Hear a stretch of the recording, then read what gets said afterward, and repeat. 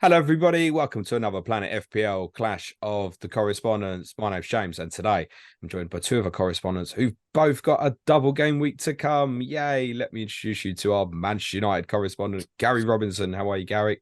I'm good, thanks. How are you? I'm very well, thank you, mate. Let me introduce you to the only other person in the world I know called Gary. He's Gary Mantle, our Chelsea correspondent. How are you, Gary? All good, mate. Living the dream one nightmare at a time. How are you? Okay, cool. Yeah, all right, mate. Mr. Gary Mantle has a dirty hangover, and those on YouTube can probably tell. There you go, mate. You get that for your pains and your sins, mate. It's all that success you've had over recent years. We need to. I can't just be doing Gary for the next hour, so I think are we gonna go with Robbo, Gary, Yeah, that's fine. Yeah, and we're gonna go with Mantle. That's fine, yeah. All right, super stuff. Robbo. I feel like I'm talking to Brian Robson now, old Captain Marvel. What matters more here, Gary? Top four or the cup final? FA Cup final by a million miles. We should clarify at this stage. We are pre-recording this on Wednesday afternoon, so we don't know the Manchester City result against Real Madrid. Hypothetically, if this goes out and City have lost, would that change that opinion or not? No, it wouldn't be by a million miles, but I'd probably still prefer the cup final, but not as much. But we should be in a position to have a go at both. Well, we are in a position to have a go at both. So thankfully, it's not an either or. But yeah, if it is an either or, then I'd prefer the cup final. Okay. Concerned about top four? Less concerned than I was this time last week, but still more concerned than it should have been. I mean, we'd gotten ourselves into a position where we were in the driving seat, and I think we should have been looking to finish third and put a bit of a marker, not for this season, and because obviously City and Arsenal are still miles ahead of us. But if we'd have really finished the season well, and at one point we were only a few points behind Arsenal and City, and that was sort of January time. And when we beat City and narrowly lost to Arsenal, and the idea now that we're struggling to hang on to fourth and 15 points behind them, it's not ideal, really. And we have last week was the only week off they've had since September, I think. So there are reasons for it, but it would have been nice to have really finished third, on a good points total, and really put a bit of a marker down that next season with if we could buy the right couple of players, that we could really get close to City long term. But yeah, now it's just hanging on for fourth, and yeah, it feels a bit like say like the Labour Party probably going to win the election because of the other party going up the wall, and we've done the same. We're going to finish fourth, but because of other people's failings, right when the opportunity was there for us to finish third easily, and people might be thinking, oh, if United buy a good striker, and could there be a title contender? But no one will be thinking that now. It'll just be a grim hold on for fourth, I think. But soft-ish looking fixtures, I would say. 2 home games. Away at Bournemouth could be tricky. Not got a great record there, I don't think, but they've got nothing to play for. So I think we should sneak it. But yeah, not ideal. Certainly with the 2 home games, even if Saturday went wrong. Yeah. Plus, we've still got, could Liverpool slip up against Villa? Probably not, but it wouldn't be unheard of. Newcastle have got tricky fixtures, so we 2 wins definitely gets us there. But if Villa perform well in that game, or Newcastle slip up in their tricky games, we might not even need the 2 wins. But 2 wins out of 3, you'd have taken it at the start of the season, but I wouldn't have taken it in February. So yeah, bit of an odd one. Yeah, I get that. I think in terms of defining why you didn't push on to win the league, you probably look across the season and see only 1 point taken away from home against the top 8. No one needs any prizes for guessing which team that was against. Yeah. Is that the biggest failure of this season, if you will? Oh yeah, the away record and the attitude almost, it's just absolutely dreadful. I mean, and we've taken some hidings. I mean, City got 6, and I know Brentford aren't a top 8 team, are they? But they're not 4 past us. But I should have said top 9, shouldn't I? Yeah. So and then you've got and it's the manner of some of the defeats. Arsenal was a last minute one. Brighton was the last minute stupid one. The Spurs point you refer to, 2-0 up and cruising. should have been out of sight probably, and by the end, Spurs Happy probably to thought take they the were draw, lucky yeah. to win it. Yeah. You haven't mentioned the know. Liverpool game. I don't know if you're just doing that on purpose. So. Sorry, Liverpool. Liverpool, absolute thrashing where maybe 7-0 was a bit unrepresentative, but the roof, it's happened a lot under Solskjaer and Ranić, that type of thing where 2-0 became 5-0 and the roof just caves in. It's so there's not been one game there really where you think, oh, it's a decent result or performance, because it's either been a thrashing or a late capitulation or a mix of the two, really. I suppose the Chelsea game, we scored the last minute equaliser in that, didn't we? So I was going to say, if you go further down, mind you, they're not the top 9, are they? So, no, but Fulham attempt. All right. You won. Sorry, you know you're going to get it. You won at Fulham attempt. You won there in injury time, very late on. Yeah. Draw true, at Chelsea. Yeah. Palace are level with Chelsea. Draw at Palace. But conceded last minute equaliser in that. The last minute equaliser in that one. Yeah. It's not great, is it? Why is it, do you think? Can you put a finger on why? Well, I suppose some of it must just be that mentality, that hangover from the last few years where they haven't been mentally strong enough, and even the likes of Casemiro coming in. But Casemiro's missed a lot of those games. Some of it his own fault. We don't score enough goals anyway, home or away. So that's always going to put you under pressure. The Palace game, we were 1-0 up, missing chances. The Spurs game referred to, we don't put. I mean, how often do we score 4 in a match? Hardly ever. Even 3s. We do tend to grind out a lot of these results. I think we scored the least goals in the top half. I think we won't be far off. I think Leicester scored more goals and things like that. We don't score enough goals, and if you're away from home and you're not putting your chances away, you're always liable to that. And then some of the thrashings, I don't know what you put that down to, but yeah, needs to change though. Flip side of that is, considering what we said, 7 away wins this season. It's actually joint 5th best away record.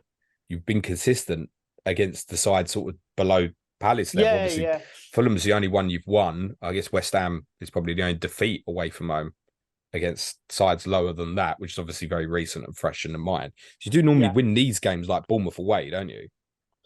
Yeah, we do. So that's fine for trying to sort of cling on to a 4th spot. But if they want to progress next season and put it to the likes of do what Arsenal have done this season and try and compete with City, it's 7 wins isn't going to cut it, is it? I mean, the maximum that can get to now is 8, then, isn't it? Yes, that's our last. We've one that's away our game last, to go. Yeah, So 8 wins out of 19 at best is. It's not going to be good enough to get to a title challenge, is it? Your home record, Gary, reads 6-6-6. 6 wins, 6 draws, 6 defeats. It's been a devil of a season. Is this pound for pound? I should have said Mantle, shouldn't I? Is this pound for pound the worst Chelsea season that you remember? Factoring in now the finances and the riches of the club versus when you first started going. When we came out of the last game that I went to was Brentford. And my mum said exactly the same thing. She said, this must be the worst season that you've experienced as a Chelsea fan. So I went, first game was in like 90, 91. The first season I really remember is 92, 93. So we were worse then, but compared to where we should have been, this is by far worse. Like this is the worst it's been. In terms of expectation versus the reality that we've seen, this is the worst it's been. Didn't even beat Tottenham this season. You always beat Tottenham. This is it. There must have been a strike that week or something with the doctors, because we get that every season. Not even Dr. Tottenham could cure us this season. That's how bad it's been for us. So, yeah. How'd you reflect on it? I think, like, going back, obviously when we last spoke to you was before you played Everton in the blank. You obviously drew that. Then there was a Villa defeat and Potter was gone. Mm-hmm. Was that, did it become untenable after that Villa result? So I think looking back, I remember after we played Tottenham, he was looking like he was on the brink. And I'd said I didn't think that they would have sacked him. Remember, we won 3 in a row. We beat Leeds, Dortmund and Leicester. but based on that, we then drew with Everton and lost to Villa. It seems as if the writing was on the wall. Basically, it was like one more bad performance and a defeat, and he's gone, and that's what happened. So I think it was untenable, to be honest. Like we were fed up of him. The board. But do you think he was fed up of you, Potter? Yeah. I mean, in relation to all the signings that happened and stuff like that, do you think he thought this isn't what I signed up to? Is that something that could have happened, do you think? Yeah, we could have done.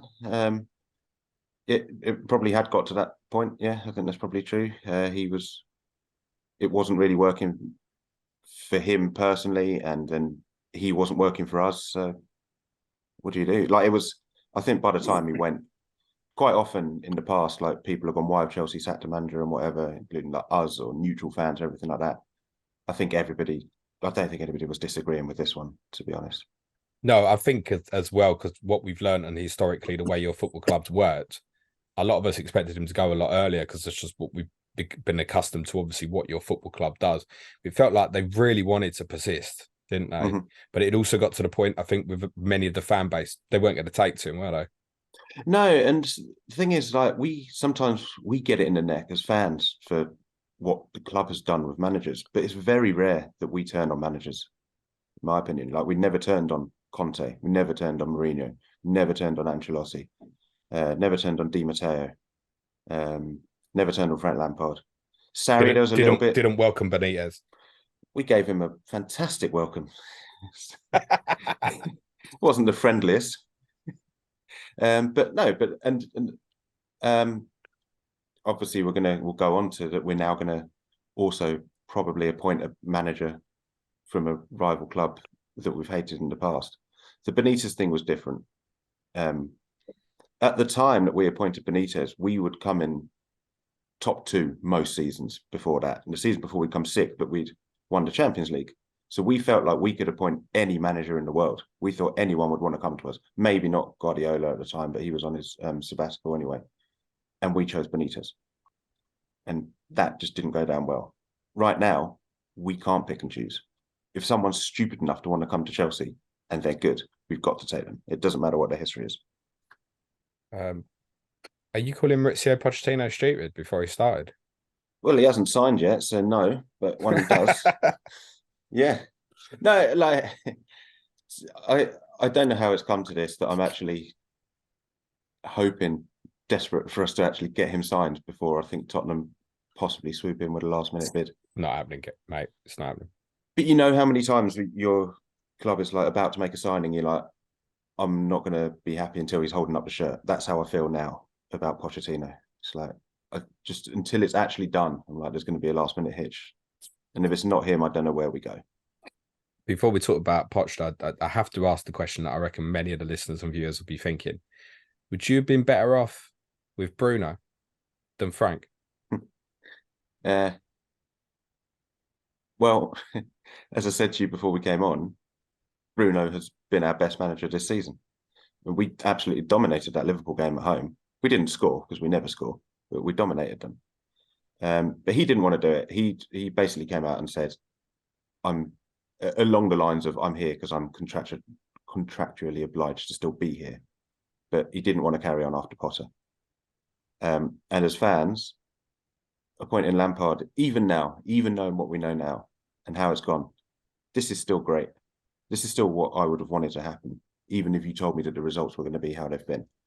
Part of the reason for that, you've watched the last 6 weeks or so, mate. I'll tell you why. Because when he left as a player, he just suddenly left in the summer. So there was never any like ceremony. This is our club's highest ever goal scorer. So he's one of our greatest ever players. So we never got like the goodbye. We got it when he scored against us for Manchester City. But then when he left as a manager, we couldn't support him until the end because it was COVID. So we were playing behind closed doors. And we all felt at the time that he was sacked a little bit too soon. I actually went back and listened to the thing you did with Ted at the time. And he was saying, like, we could see where it was going, but we still hoped that Lampard was going to turn it around. That was it. Like, if you remember, you give someone really like that more in your heart, don't you? Of course you do, yeah. And he'd had a bad 6 or 7 weeks, but he'd had a really good sort of 2 months before that. And you're like, well, hopefully he can get it back. And in hindsight, once again, Abramovich nailed it. He was right. like bringing in Tuchel won the Champions League. There's not a chance Lampard would have won the Champions League. I'm not that deluded. But we never got that kind of closure sort of thing. We never got that like celebration of an absolute legend of the club. And now, with the season completely dead, even when we play Newcastle and as their third goal goes in and their fourth goal goes in, we'll still be able to sing Frank Lampard's name and say goodbye to him at the end of the season. And to be honest, that'll finish it like properly. Like we'll go, because we all thought, oh, there was a chance he could have still been good. And now we know, all right, we might have been wrong. But we know that now. Could you see him getting another Premier League job after this? I think if he's serious about being a manager, I don't know if he still wants to do that. I think he'd have to go abroad now. But he's got young kids as well. I don't know if he's going to want to. So I don't know what's next for him. Robbo, can you believe what's happened at Chelsea over the last 7-8 months or so as an outsider looking in? No, if I'd have told anyone in August Chelsea are going to be in the bottom half. Yeah, but and it's not just, they've looked bottom half candidates for 4 or 5 months. It's not like it's they've narrowly they know they can't finish 7th or 8th and they've just plummeted and lost 4 in a row in a tight league. They've been mid around this position since Christmas, I guess. It's been pretty obvious for a while that they were nothing's. And they bought so many players. I don't know what Pochettino's going to do because he can't use all of them, can he? They won't be able to sell some of them, I'm guessing. Some of them will be some big money sat around. So, but no, if you remember the start of last season when they bought Lukaku, everyone was saying, could Chelsea be the team to challenge City, weren't they? And here we are, end of the season after, and you doubtful whether they'll be in Europe. For another couple of seasons now, you would think. But if Pochettino can hit the ground running with all them players that they've got, we've seen. Chelsea. When did Chelsea win league under Conte? When did they finish season before that? I guess that was 10th, mid-table-ish, was it? Yeah, so 10th to 1st. So they've done it before, but I made a comment last week that I probably thought like right now that Chelsea would probably be more likely than Tottenham to finish top 4 next year, for example. Because the quality of the growth of the squad with a new manager, so you can see something might happen. There's no guarantee of that, of course. But Poch has got a lot to do, hasn't he, Mantle? Why is it you're so keen to have him now? I think, especially from the list of candidates that we could realistically get, I think he's the best fit. My actual preference had been Luis Enrique, but that didn't seem to go anywhere.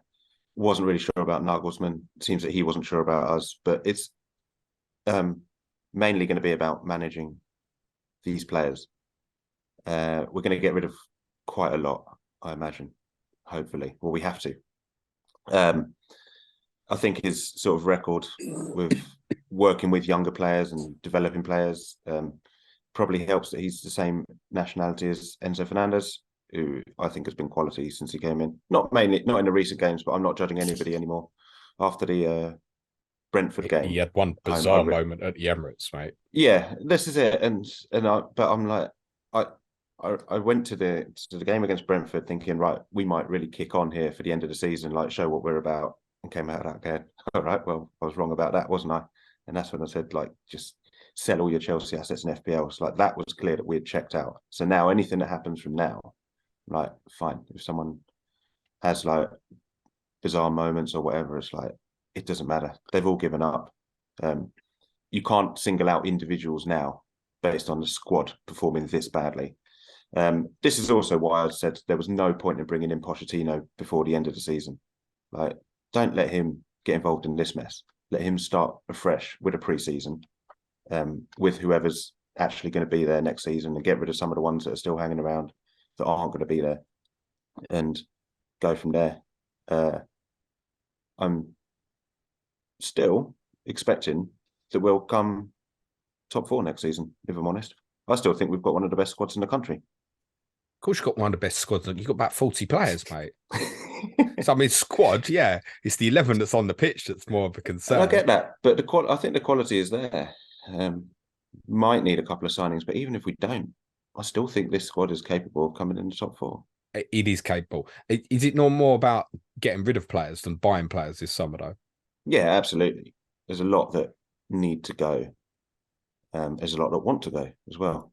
And there might be some that have to go because we've just got too many. Is there a leadership problem within the team, do you think? I just think the fact that you've basically sort of checked out, and I understand that these players are used to playing for major trophies and stuff, but who's dragging them forward at the moment? Thiago Silva. And that's it. Because N'Golo Kante's been injured all season. Because they're the two. Thiago's got more than 100 caps for Brazil. Kante's won the World Cup. Kovacic is supposed to do this kind of thing, but I'm not that sure with him. I don't know if personality-wise, maybe like losing Jorginho didn't help. I was happy to sell Jorginho, to be honest, but I get what you mean.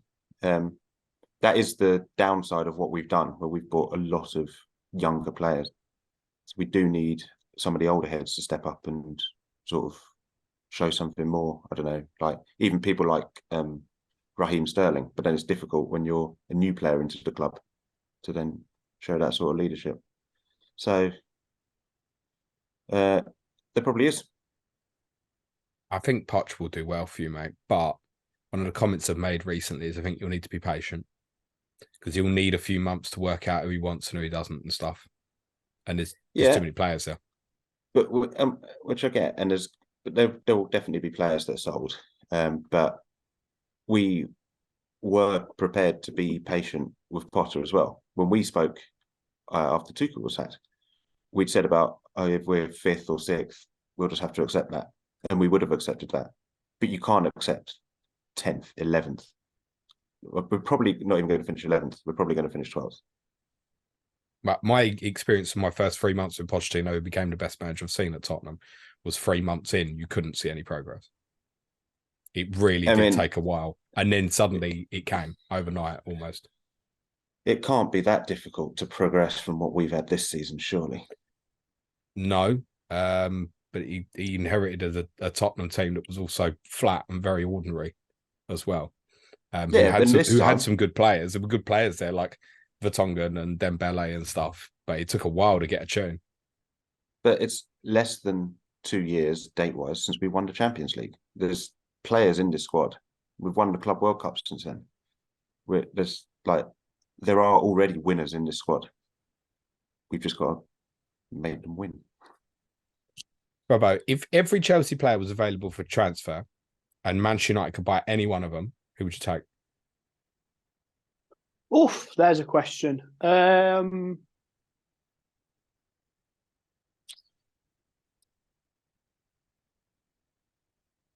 Reece James. For what? He's 10 games a season, or? Well, yeah, but I mean, you wouldn't. You know, we desperately need a new goalkeeper, but you wouldn't take. So to Chelsea. Yeah, precisely. So you wouldn't take Mendy or Kepa. Obviously, we could do with it. We massively need a striker, but none of Chelsea's out and out strikers are. Would attacking midfielders? They've got some good ones, certainly some good prospects, but that's not really an area we're short in. Central midfield, I mean, obviously Kante, but Kante's, how old's Kante now? Obviously Enzo Fernandes, obviously, but yeah, so Fernandes or Reece James, isn't it? But other than that, not a lot there, is there? I asked that question because I thought you'd have some difficulty answering it. Where do you need to strengthen most? David De Gea is obviously causing a lot of debate, and I know you're very keen on a replacement. But he's Golden Glove winner, mate. Yeah, so I'm sick of watching him. He's Golden Glove winner. I mean, his last 5 clean sheets that he's kept in the league. How many saves he's had to make to keep them? 1, 2, 3 combined. 3 over the 5 matches. So it's all right racking up these clean sheets in these softer games and that. And I think he's kept 16, has he? But I think he's conceded 98 Premier League goals since the start of last season. He's not a shot stopper anymore. All the post-shot XG would tell you that. He's actually underperforming on post-shot XG. And if David De Gea is underperforming on shot stopping, he offers nothing else. He doesn't offer any, he doesn't come and claim balls. He doesn't allow you to play with a high line. You can't pass it still. Having, how old is he? Never even, they keep saying he's working on it, but he's still got that. He threw one in last week against West Ham. But the thing is, and this isn't just this season. A lot of United fans have been saying this about De Gea for 5 years now. So yeah, new goalkeeper. I think Raya's refusing to sign a deal at Brentford, isn't he? So if he's up for grabs, I suppose the Spurs will be in for him as well. So I think we need a new goalkeeper. But Ten Hag always talks very well of De Gea. I don't know if that's just a respect thing and a protecting the contract and he always said good things about Ronaldo, but I think we knew that precisely. Probably internally it was a bit different. Yeah, so hopefully that it is, just a respect thing, because we do need a new goalkeeper if we want to progress, and obviously a new centre forwards. They're the two priorities. We need to replace Varane and Casemiro as well, but if they can stay fit for another season, they'll be less of a priority in the short term. But a centre forward and a goalkeeper are musts. Well, I'm prepared to do you buy Richarlison, get Loris free if you're interested, mate. No, I'll leave that one, thank you.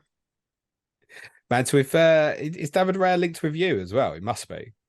Apparently, it feels like David Raya's going to join one of our 3 clubs. Ironically, is probably how it feels. Well, we're closest, so yeah, it's certainly true. Who does he pick, Mantle? If the 3 clubs come for him, who does he pick? I think most players would pick Manchester United. Yeah, that's the right answer, isn't it? What are you doing? If we finish in the top 4 this season as well, and Chelsea and Tottenham don't, then it would, What do you mean? And if they don't? Well, yeah, but on this season alone, he would be stupid not to just turn down Champions League football. Not about turning Man United down, but it'd be stupid to turn down Champions League football, wouldn't he, for the short term in his career? Do you expect the club to spend heavily in the summer, or is this, I guess, it very dependent depends on what happens with the takeover, right? Yeah, it's going to depend who owns it. If the Glazers are still 100% owners, then we won't buy a keeper or a striker, I don't think. Do you really think that? Yeah. Surely the income of the Champions League money is going to allow something here. I mean, historically, if you look at the Glazers, they only spend when the team's outside the top 4 and struggling. So I think if we finish 4th, I don't think we'll buy a goalkeeper or a centre forward. I think they'll stick with De Gea, and I think they will rely on what's already there and the returning controversial figure of Mason Greenwood possibly, and crack on. If we do get bought by Ineos, which looks like the most likely buyer at the minute, then obviously that would change things. Hopefully, you'd hope we'd look for a centre forward and a marquee signing, as it were. Surely Mason Greenwood is not going to play for your football club, mate. I think he will. I think he'll. Really? Yeah, I do. Yeah. I just think it's too much reputational damage to United. I don't disagree. I'd be looking at ways to, respectfully, if that's the right word, get him out the door. It's not the right word, but you know what I mean. Just do it the correct, legal, whatever way, and just But I mean, does that do they care about reputational damage? Ronaldo was our top scorer last season. Ryan Giggs is still always around the club. I don't think they care. So I wouldn't be surprised if Greenwood's still there. The football club, as the women's team's progress from being non-existent to actually your 2 ladies' teams just played each other in the Women's Cup final. The growth in that area, yours has been strong for a long time, Mantle. But you, Robbo, it's not. It's like a brand new thing. No, and it look like Champions League will be. I don't know if it's certain for the women's team yet, but they're near as damn it, aren't they? So. Yeah, and I thought. I think there's big reputational damage potentially, mate. Well, there's damage, about the other people in the club. I get that side of it, but will they care? I just I fear that they won't care. And Ten Hag's comments. That probably says more about the running of the football club, doesn't it? And the people at the top of it at the moment. Well, I guess it does say a lot about that. And obviously, we don't want to go into ins and outs because we haven't got the time, really. But I suppose the other problem that the club will have is that what are they expected to do with Greenwood? Because as it stands now, look, we all know probably everyone watching this will probably have the same opinion of him. But he hasn't, he's not going to get charged and he's going to be part of society as norm. What can the club do? Tell him to stay from a legal. Pardon? Just tell him to stay home. Yeah, but look, we've all seen what football clubs do with good football players, don't they? They don't tell these type of people to stay at home, do they? He's an asset. He's a massive asset, and yeah, I fear that he will end up playing for that club as of next season. Okay, interesting. So therefore, what you're saying is that basically, the better you do in the next 2 weeks, the less money you'll spend. If you have a car crash next 7 days, take 2 points, finish 5th, you think United will spend big in summer, but they won't if they finish top 4. Yeah, if you look historically, the big transfer windows we've tended to have is when we've tried to get back in the top 4. And then when we have got in the top 4, instead of spending money to kick on and become if you look at the Mourinho one when we finished second and lost the cup final to Chelsea that season, and we were linked with Alderweireld and that was a seed for Mourinho's departure from the club because they wouldn't spend any money for him because they were second. Whereas you look at the summers when we bought Di Maria and Falcao and Pogba and all those type of players, they were in summers after finishing 5th, 6th, trying to get back in. So if we finish top 4 next week, or in this next week or two, and we don't get bought out, look, we will buy some players, but we're not going to spend £100 million on a 30-year-old Harry Kane or Osimhen or Raya or all of these. I'd be very surprised. Interesting. So I've got another year of Harry Kane, am I? Oh, I would assume now Kane will stay at Spurs, won't he? I think that window for him moving's gone, hasn't it? Because who's going to Spurs? How much would you want for him? 100, 150? Chelsea ain't shy of spending money, are they, Mantle? He's not going to go to Chelsea, surely, to God. What, with his mate Pochettino? No, surely not. I mean, Tottenham won't do a deal with Chelsea, as Mantle knows. Yeah. Not this summer, in any case. Anyway, let's talk about a little bit of FPL then. You've conceded, Robbo, since game week 3, I want to say, 5 goals at home in the Premier League. I've got Luke Shaw. What have you got United defensively at the moment? I've got the aforementioned Golden Glove winning club legend David De Gea is my only defensive United at the minute. Lovely. Love it. Yeah. Are you looking to add another one? Well, I can't at the minute because I've already got Rashford and Fernandes. So, no. Even if Rashford was injured, I'd probably just stay in that midfield area. I wouldn't take a hit to find a defender. So, no. But I think if you could get there for free, don't think especially if people are looking to differentiate a bit, double United defence, triple United defence might be our, especially if you're on a free hit or something, that might be our way of doing it. Especially if Rashford's injured, because then you're probably not that bothered about the attackers anyway. So, yeah. Rashford, we believe at time of recording, to rejoin training on Wednesdays. I think we're probably working on the assumption that he's okay, isn't he? If you were free hitting this week, Robbo, which 3 United do you think? Well, let's if we assume Rashford's fit and we get some sort of good news about that, you'd go Rashford. If you're free hitting, I think if you're just picking the best team, you'd go Rashford, Fernandes, and Shaw, or maybe Lindelof if it allows you to do something else. But like I say, if you're trying to do something a bit different, and you want a blanket defence, which is an easy way to go different, isn't it, on a free hit? If you're going to go blanket defence, United are probably the team to go, aren't they? Because you won't fancy Brighton against the City, and then you can't pick 3 City defenders anyway, can you? Because you won't know which 3 to pick. So, yeah, it wouldn't be the worst idea, blanket 3 defence. But yeah, I think Fernandes, Rashford, Shaw is the go-to 3, isn't it? It has the vibe that it could be double clean sheet. I feel like it's a possibility this week. Your away form suggests otherwise, but then we spoke about your record away to some of the poorer teams in this league. I mean, you've had clean sheets from Leeds, Leicester, Southampton, someone else, that Forest recently as well. Actually, a lot of them you played down nearer the bottom, and we should say Bournemouth are obviously safe. There have been clean sheets in them. And I'm sure Mr. Mantle was going to tell us that Chelsea aren't going to go to Old Trafford and be putting up big numbers next week. Or are they? Well, not putting up in our goals scored column, no. What about the goals conceded column?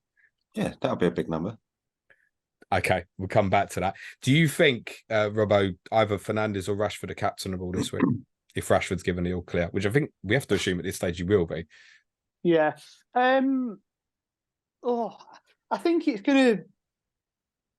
I think they might be, but the only reason I'm saying that is because we've got to assume that Man City aren't going to need... Man City might not even have to play their full strength team in either of the matches by the time they get to it. They might have already won the league by then, mightn't they? But you certainly expect to have won the league after the first game. So even if you captain a Haaland, you might only get 1 game out of it, but he could probably do the damage in that anyway. So again, it's what kind of rank rise you want and need, isn't it? I think if you, on a normal week, if this was week 24 and it was a double, you'd just be on Haaland, wouldn't you, and be forgetting about it. But if you're wanting something a bit different, do you go to a Fernandes or a Rashford? But I think if you want something a bit different, you probably try and find that City player who might get the 2 games, wouldn't you? Like an Alvarez. That's easier said than done, isn't it? No, I know, but the reality is those 2 boys probably will play twice, won't they? Fernandes is like a certainty. Yeah, Fernandes definitely will. Yeah, so yeah, I mean, I won't put anyone off of Fernandes captain. I couldn't bring myself to captain Rashford because unless Ten Hag literally comes out on Friday and says he's definitely starting tomorrow, I couldn't bring myself to captain someone I didn't know who was going to play. So I won't put anyone off Fernandes, no. But I think, I think there's I think there might be better punts elsewhere, and that's even if you want to punt. Rashford's going to have missed, 4 or 5 days of training? If it's returned on Wednesday, the game's Saturday, there's no reason to think with the importance. It's not one where you can go, oh, it doesn't matter. You need to win Saturday, don't you? Yeah, really? Yeah. I can't see him not starting. And therefore, whatever happens Saturday, the game against Chelsea is going to matter as well, right? What you want to ideally do, right, is win the 2 games and then fuck about for the Fulham game and do whatever you want at the end of that. And I wonder if just we come so far circle with Rashford, where Rashford owners have started this week thinking about buying someone like Antony and might actually end the week captain him, not Antony, that is Rashford even. Yeah, because, no. 2 games of Rashford versus 1 of Haaland, and we don't know that's going to happen. But suddenly we've got a debate here, haven't we? Yeah, you have. Yeah, if that's what it boils down to. Yeah, but you'd be sick if Haaland gets 140, 150 minutes, wouldn't you? So, yeah, I think it all comes down to what you're trying to do in your mini league or in your overall rank, and what your risk appetite is really, isn't it? But yeah, people shouldn't be captain Antony, that's for sure. That would be a punt too far. I'm not suggesting that. Mantle, you obviously played both Manchester clubs in your double. Do you know who you're intending to captain this week in FPL? Haaland. Yeah. Straightforward for you? Yeah. Well, I mean, obviously we don't know what's happened tonight, but there's no reason to go against him unless you are properly chasing. But no, It's Haaland for me. Probably what I'm asking is, can you keep, if assuming he's come through the Madrid game unscathed, can you keep him out on Sunday? You have once already this season. Yeah, he's non-existent in the first game, wasn't he? Of course we can't. Okay, so Haaland captain over. So can you keep out of Rashford? Can you No. keep out of Fernandes? No. Right. Let me ask you a straight question. You've got Manchester City away and Manchester United away this week in the double. How many goals do you think you will score? None. How many goals do you think you'll concede? 10. Okay, come off it, mate. Come on. Look, like I'd said a few weeks ago, we had 6 games left, and I said that we would concede 18 in those 6, and we've done 6 so far, which means we have to concede. You 12 can accept that across you were these 3 wrong. games.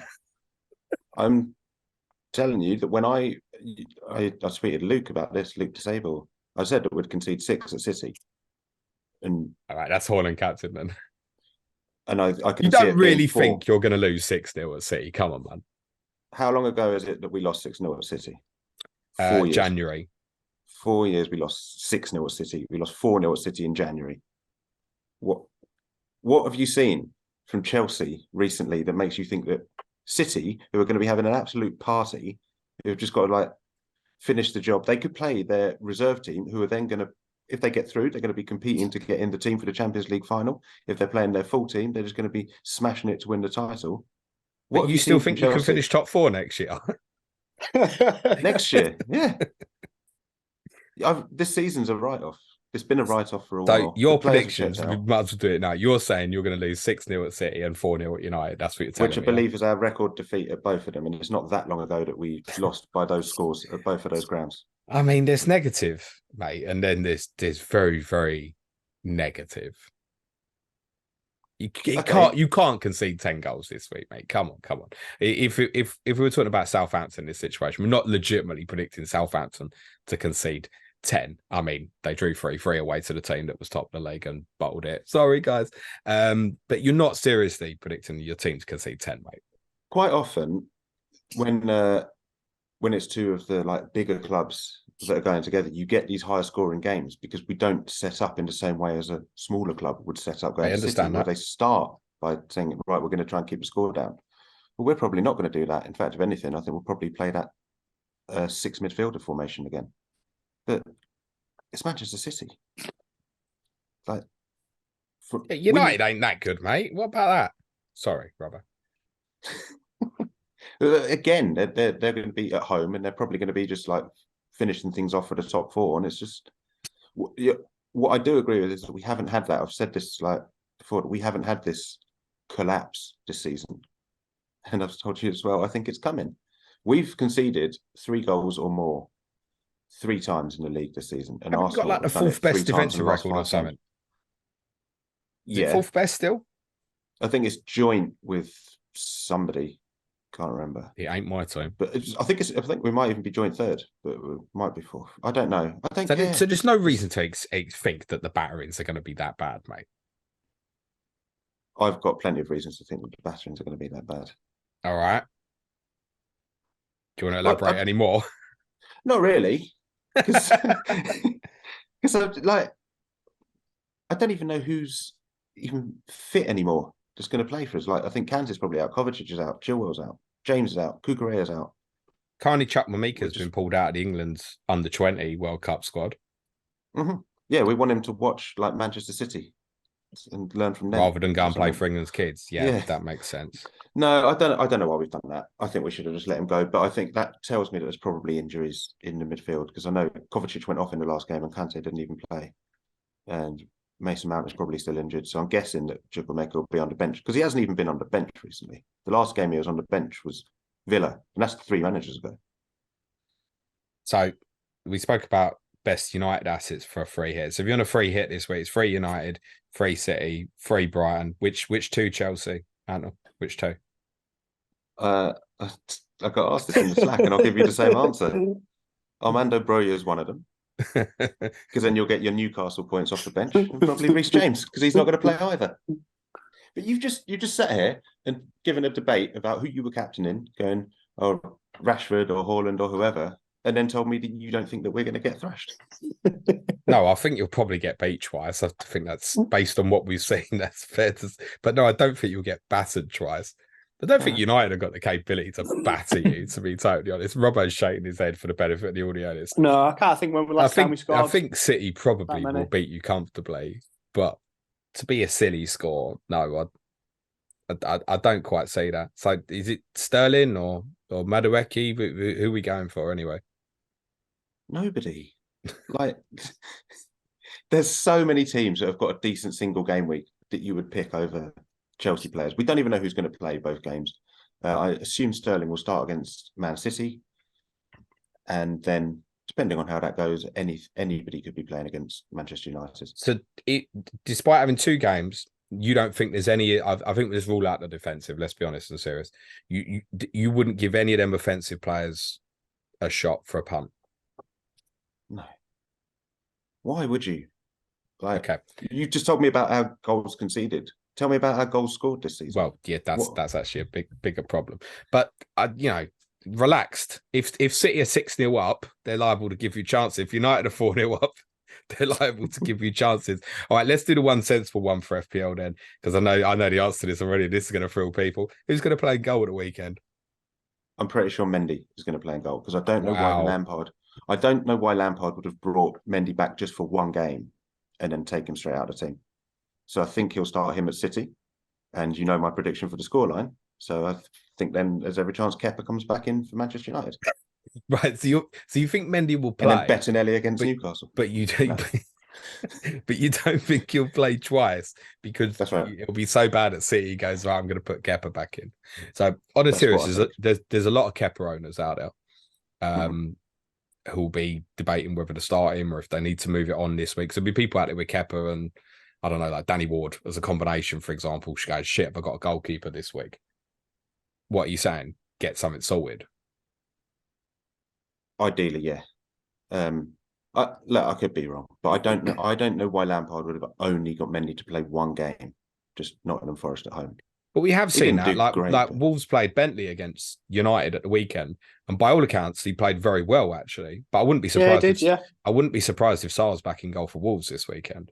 We've seen this more and more at the end of seasons, where it almost feels like appearances are being dished out for goalkeepers like some sort of reward. Like I wouldn't be if United had got fourth wrapped up. I wouldn't be surprised if, say, Jack Butland plays against Fulham in 38, Gary. Right. Yeah, I agree. Yeah. Sorry, I can't help but say Gary. But by the same token, then, why isn't he just going to leave Mendy for another game? Why just give him one game? You could give him 2 games. Well, he didn't look great on that first goal against Forest, did he? No, he didn't. No. But he didn't have that much to do. And what he did have to do, he didn't do. But you still think... This podcast needs going in a time capsule, mate, because we've never been able to laugh at Chelsea before, mate. Probably never happened again either. This season, we just have to take it on the chin. It's like it's happened to everybody else that's in like the sort of big 6, where you have a season where just everybody is just hammering you all year. You like I'm listening to Tottenham podcasts, and like Suj is starting by going, well, the team's shit and the ground's shit. Chelsea, why is Pochettino going to go there and stuff like this? Like this isn't even about Chelsea, but everything like we just come up. You were doing Wolves Aston Villa the other day and like talking about how bad Chelsea are with Bradley and Lee. It's like. I get it though. I get it. At least you're relevant, right? Yeah. Exactly. Yeah, I know exactly. Yeah. Of course we are, and it is like a. Listen, if a big club, which you are one, if a big club does badly, it's going to get the shit ripped out of them. And my saving grace this year has been the performances of your team. I've kept my team off the back pages a little bit more. Robbo, I take it no Chelsea players consideration for you. No, I'll have 9 doublers from the 3 from the other 3, and yeah, just if I was on a free hit, I might end up on one if there was a spot, but I'm not forcing myself to get to one. I get the idea of wanting to. I think for maybe a free hitter, the idea of wanting to punt on a Sterling or a Madueke because you think I've got 2 chances at it, for example. But you've got like Salah. It's a difficult game for Salah at home to Villa. It's a challenging game for Kane at home to Brentford. You've got Arsenal at Forest. You've got Newcastle against Leicester. Yeah. How am I picking like a Madueke or a Sterling above an Isak or a Wilson who are playing like Leicester or Yeah. even an Arsenal player at Forest. Yeah, And you're it's as not much as well shit as you've been, Mantle. It's fixtures. That's it's the You've got a fixtures. rough, mate. It's like the roughest double you could have, mate. So Yeah. we've been shit all season. We haven't even played the top 4 twice. We've got 3 of the top 4 now. So this is why. If we're losing by this much against teams that aren't in the top 4, what's going to happen when we play against City?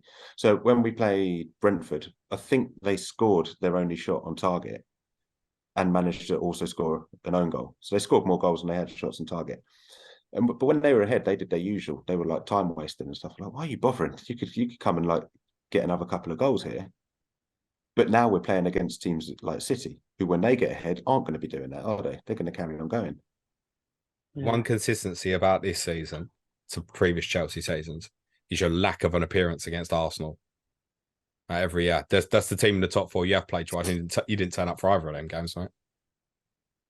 No, I didn't even watch the second one. I was at work. I wouldn't advise bothering, mate. To be honest, I went back and watched the highlights, and actually, what I will say is that like I watched your like Twitter stories thing, and it's also full of people going, "My God, I knew Chelsea were bad, but I didn't know they were this bad." I'm like, this happens every week. People that haven't watched Chelsea, the first time they watch Chelsea, they go, "Oh wow, they're worse than I thought." This happened with you when you watched them at Tottenham as well. When we speak in the summer on Correspondent Week, you're going to need to do some real convincing to me that you're going to seriously improve. I think, mate. I will based on what you're saying now. Mm-hmm. No, I know, I get that, but I'm just parking this season. This is done. Like to me, the season's already finished. We've just got 3 more beatings to take. My team's only got 2 because we've only got 2 games left. Robbo, would you consider transferring Mo Salah to Bruno Fernandes this week? If I knew that, so I've got Salah, so I've got a similar dilemma in: do I want to go to a De Bruyne or, Foden, etc. Sterling, or a Sterling, or Conor Gallagher. But so I think if I get myself into a position where I don't think I'm going to captain Salah in 38, then I probably might just sell Salah and try and find that City doubler that, for that upside and worry about 38 and 38. If I think I'm probably going to captain Salah in 38, I probably might just keep hold of him and look to do something else. So, I guess it comes back to what if you're not going to captain Fernandes, do you really want to sell Salah? To not have him in 38 or to waste another transfer to get him back. So, I think it depends. Are you going to captain Fernandes when you buy him in 37? And do you think you're going to captain Salah in 38 and then go from there? Because I think, and Villa are on a great tear, aren't they, since Gerrard left. But you still fancy Salah at Anfield is, usually pretty reliable, isn't he? And even on Monday night when he didn't score, he's still got, what's he got, a 15-pointer or whatever. I mean, in a weird way, the fact that he missed that chance against Leicester, almost you think, it's double hungry. How does he miss that? But, but Fernandes, because he easily outscore him, couldn't he? But, it's a tricky one, that. Yeah, I think my intention had always been to get to this point and sell Salah for De Bruyne or Fernandes. I've got 2 United at the moment, got 2 City. But the closer it gets, just not sure it makes sense. And I've mentioned it a few times. I almost feel like Mo might be the best shout now for the armband in 38. And I'd rather do something else rather than just coming back to that.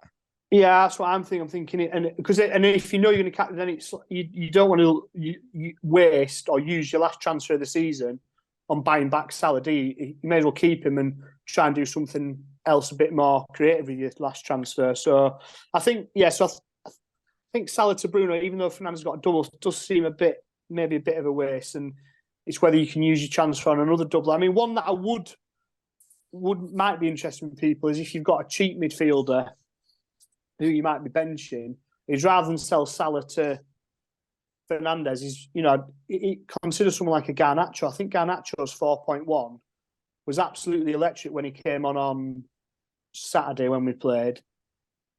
Sancho doesn't look at it. Antony's Antony's playing all right. He's playing well, but the returns just don't come with him. You're not guaranteed the minutes to Garnacho, but he was electric when he came on. He's 4.1, so something like that. If you've got not people like Andres Pereira still will, but if you've got your cheap midfielder, maybe that's the way, and it allows you to keep Salah for the running. Maybe think of things like that. Maybe. What would you say expected minutes for Garnacho in the double then? Well, I think that was his first game back for a while, but honestly, when he came on, the crowd went mad. The game was different. I would probably I think he might start one, and then probably not allowed. So you're probably talking 90 over the 2 games, aren't you? 70 and a 20. 70 and a 20. No, it's not enough, is it? But if it allows you to keep Salah and still get a doubler in, and you've got a cheap midfielder sat doing nothing anyway, it might just be worth it to keep Salah as well. If you're umming and ahhing on that. What would you say to those who are still intent on buying Antony? Look, I think Antony could become an FPL asset in the years to come, and I think he could become a serious player. He's got everything about him. He's got that arrogance. He always wants the ball. He never hides. But the returns out there, I think he's got 4 goals and 2 assists in the league this season. I think that's what it is. It's not the returns aren't there. He has become a lot more direct. He had a lot of shots on Saturday. Obviously got an assist on Saturday. But I think it's if you're going to go to Antony, then you may as well go. He's the same price as Rashford, isn't he? I just don't see where. I think he was in people's minds to go from Rashford to Antony for many. If Rashford's definitely injured, which he isn't now anyway, but even if he has a relapse or whatever, but you wouldn't be freeing up any money. You would just be going sideways. I think there's more interesting things you could do. Again, could you do Rashford to Garnacho, free up 3.2 million? Does that allow you to get to a De Bruyne instead of a Foden or things like that? Whereas Antony, I just don't think. I do really like him. I think he can become something, but the returns aren't there yet. And whereas Garnacho's minutes when he plays, he does tend to tick over a bit more. Or it's a lot smaller sample size. So no, I think Antony would be a. But if you end up in that boat, it's definitely Antony over Sancho. Definitely, okay. Yeah. Wan-Bissaka and Dalot worth avoiding. I think so, just because Varane's back. He'll obviously play some minutes in the double, so that means Shaw will be back at left back. There's less landing spots for Dalot and Wan-Bissaka now. So yeah, you can't guarantee the 2 lots of 60 minutes to get your clean sheet points, I don't think. And neither of them are great for attacking returns. So Lindelof play twice, do you think? Yeah, I would assume so, because I don't think Varane will play twice. And my take is that Varane probably does. He probably plays Bournemouth, Chelsea, and then not Fulham. Yeah, probably be my guess. Maybe, yeah. But he was brought off on Saturday. He played long enough to get the clean sheet points, but yeah. So, but I think Lindelof will. Yeah, I think he'll play both games. I hope he does. I think he played well. Lindelof is going to be the one for me. One little bit I'm concerned about though is the idea if I end up with a double defensive, Lindelof and Shaw, and you beat Bournemouth and you beat Chelsea, and fourth is done. Then what? Yeah. Do you see that Fulham game as being mass rotation? Well, not mass rotation, because it's going to be a week after it's going to be 3 or 4 days after the Chelsea game. It's going to be a week before the cup final, isn't it? It's only 3 days after the Chelsea game, isn't it? Because Chelsea game's Thursday. Yeah, that's right. Yeah. So, I think the players who'll need the rest will get it, but I think we tend to see a lot. Haaland's the classic example. I think what we see a lot now is that this idea of rest now, it isn't, go and have a week off in Spain and come back for the next game. It tends to be, we'll have 45 minutes, keep sharp, and we'll bring you off early. Declan Rice against West Ham, will that happen with, I you think the might get difference a with you few though minutes is to someone. the sheer volume of fixtures that you've had this year, That's because your true. progress in Yeah. the cup competitions, Yeah. and the fact that the Chelsea game was the Thursday, it means Yeah. that's only 9 days from Chelsea to Manchester City. Yeah. So that's no different playing Saturday one weekend and on a Monday night the following weekend, right? If you haven't got anything in between. I think that's enough. And you just focus. So I think, like Bruno, this is the thing to go back to. Fernandes will still bloody play, wouldn't he? Well, this is it. Fernandes never gets rested anyway. Rashford's just had time off, so what would he benefit from more? Another week off or a few more minutes against a Fulham team that have got nothing to play? He's protecting, isn't it? There is that, but this is what I'm saying. We don't know. What does he need more? Does he need a rest more, or does he need to keep ticking over and get that sharpness? Someone like a Lindelof, though, that if we have got in the top 4, that's where you would assume Maguire gets a farewell game, possibly at Old Trafford and things like that. And so you defend. Malacia might come in at left back. So the forward punt that you need this week isn't a Madueke, it's a Mitrovic. Palace at home and Harry Maguire away in game week 38. Yeah, it might be. Robert, do us correct score predictions for the game. So Bournemouth first. Bournemouth, I think, they've got nothing to play for, have they? I think they're mathematically safe, aren't they? They are. So I think that could be anything. So I'm going to say we will win 4-2. Bloody hell. Yep. All right, so much for the double clean sheet. And Chelsea? I think we'll win 1-0 in a grim, dire Thursday night classic. Mantle, have you had any time to reassess your predictions, or are you sticking with 6-0 City and 4-0 United?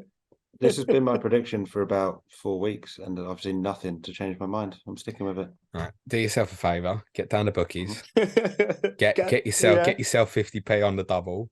Get down the bookies. All right, Grandad. It's all on the apps these days, isn't and it? donate the winnings to game week 39, or buy yourself some Ryanair flights or something. Mr. Robbo, where can everyone follow you on the Bird app? Oh shit, you're not on it anymore, are you? And I've been so no. Mantle, where can everyone follow you on the Bird app? At Phantom Mantle, but honestly, bin Twitter and join the Slack.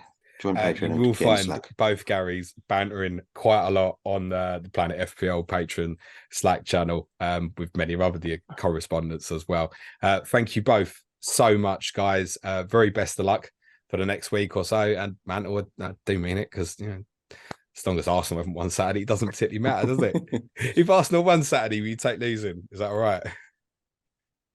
Whether I'll take it or not, it's going to happen. Yeah, someone's going to clip that and make it sound dodgy. 2 more Clash of Correspondents for you next week as well, ahead of game week 38. I don't know what day those are going to be yet, but it will be Everton versus Bournemouth with Sean Norton and Neil Grover, and what's now become tradition, Tottenham's final away game, Leeds versus Tottenham, with Andy Martin and Ricky Saunders. I'll be doing a live stream tomorrow. Ask James. I don't know what time. Any of you Gary's know what time. I'll probably put it in the 3 o'clock or something. But I don't know. Yeah, I'll let you know. Thank you both so much to both Garys. Good luck, gents. Cue music, please. Band show.